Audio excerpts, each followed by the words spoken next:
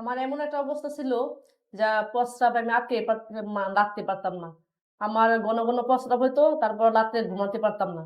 রাতে বারবার ঘুম ভেঙে যাচ্ছে প্রস্রাব ধরে রাখতে না পারাতে। ব্যাপারটা কত ইমপ্রেসিং না?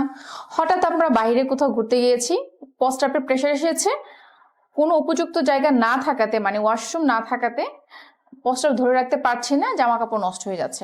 এই সিমটম গুলো আসলে যাদের সাথে হয় একমাত্র তারাই জানে তাদের আসলে কতটা সবসময় আতঙ্কের মাঝে থাকতে হয়। সো সেম ভাবে আমার সাথে আমার একজন সম্মানিত পেশেন্ট, উনি আমাদের একটা ভিডিও দেখে আমাদের সাথে যোগাযোগ করেন এবং আমরা তার ট্রিটমেন্ট স্টার্ট করেছিলাম।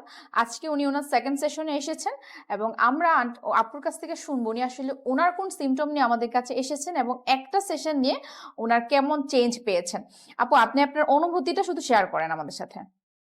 আমার এমন একটা অবস্থা ছিল যা প্রস্রাব আমি রাখতে পারতাম না।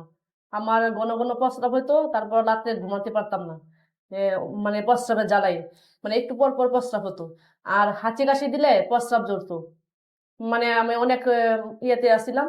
এখন ম্যামের ভিডিও দেখে আসছি। আসার পরে একদিন শুধু চিকিৎসা নিয়ে গেছি। নিয়ে যাওয়ার পরে মানে আলহামদুলিল্লাহ অনেক ভালো আছি।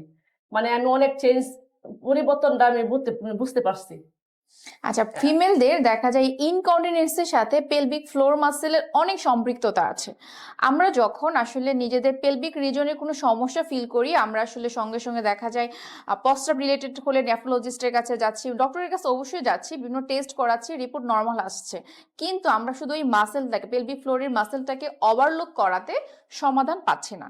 সো একমাত্র আমাদের কাছে যেটা আসলে কেগেল চেয়ারের মাধ্যমে আমরা পেলভিক ফ্লোর মাসেলকে ট্রেনিং করাই, সাথে বায়োফিডব্যাক ট্রেনিং করাই, অথবা যাদের সিভিয়ার টাইটনেস রয়েছে তাদেরও কিছু স্পেসিফিক এক্সারসাইজ এবং স্টিমুলেশনের মাধ্যমে মাসেল রিল্যাক্স করে ইনকন্টিনেন্সের সমস্যার সমাধান করতে পারি। তো আজকে ভিডিও এ পর্যন্ত। আমি ডক্টর সাথী বিদায় নিচ্ছি। আল্লাহ হাফেজ। আপু, আপনিও বিদায় নিতে পারেন। আল্লাহ হাফেজ।